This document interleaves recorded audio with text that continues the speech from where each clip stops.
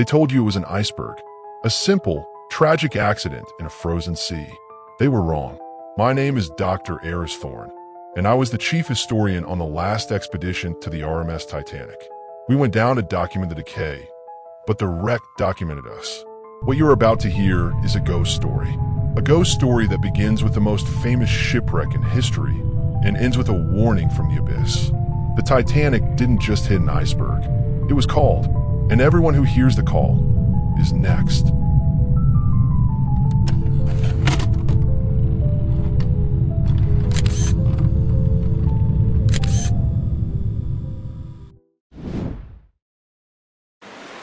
Our mission was simple, a final survey of the wreck site before a new preservation treaty took effect. Our team was small. Me, Dr. Thorne, a man who built his career on facts. Dr. Lena Petrova, a brilliant sound engineer who could hear the heartbeat of the ocean. And our pilot, Mark, a skeptic who believed the sea was just water and rock. The first anomaly was acoustic. Lena picked it up on the hydrophones. A low-frequency hum, melodic and complex, buried beneath the usual chorus of groaning metal and shrimp.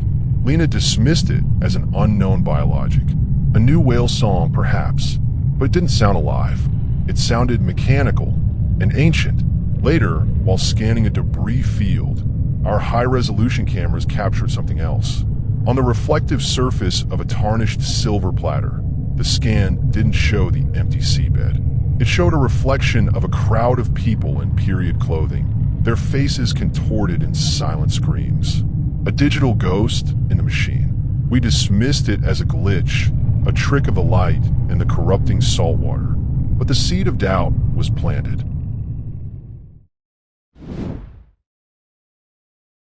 The breakthrough came from the past, not the present. In our research, we uncovered the personal effects of a surviving wireless operator, Harold Cottam. His private journal, never published, spoke of the nights leading up to the disaster.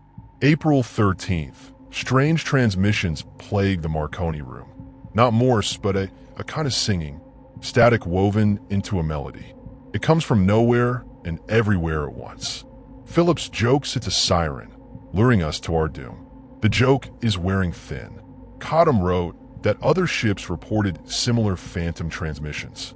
The Californian, the ship that would famously stand still nearby, logged a persistent musical interference that jammed their wireless for hours before the collision. This was the midpoint of our horror.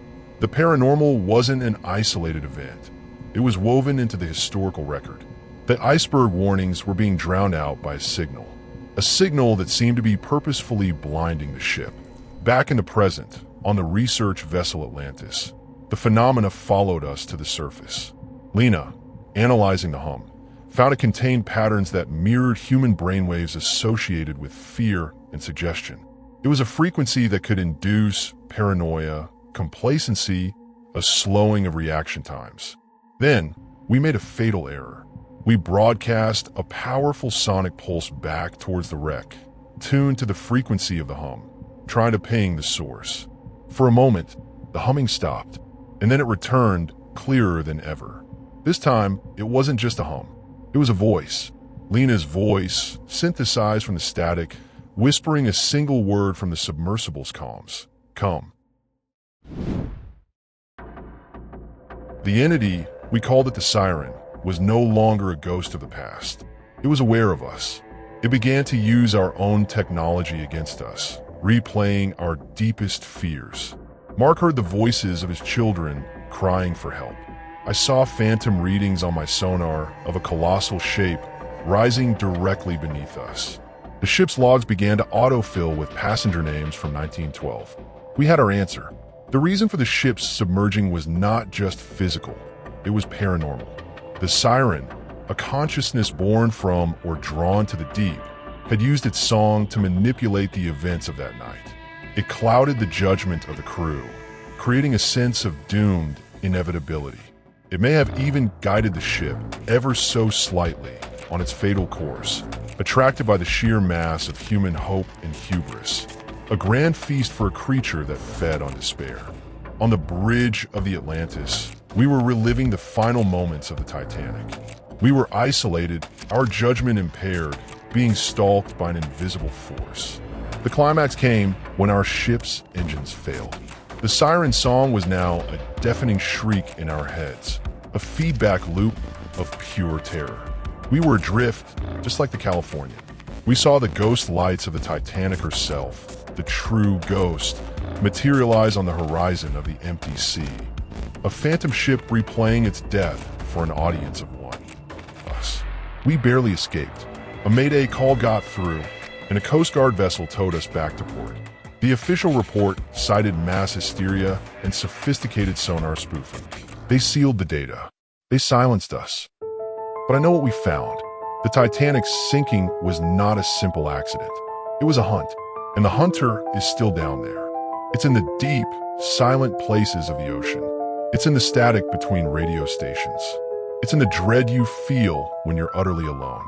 It feeds on our pride, our belief that we are masters of our world. We are not. We're just passengers on a ship sailing through a dark sea, and there are things in the deep that call. So, if you ever hear a strange hum on a late-night drive or a distorted melody from a dead channel, turn it off. Look away, because it has learned a new name, and it might be calling yours. The depths still hold their secrets. If you dare to uncover more, subscribe AI Storytelling YTS now. We dive deeper into the world's greatest unsolved horrors, and we don't always return with good news.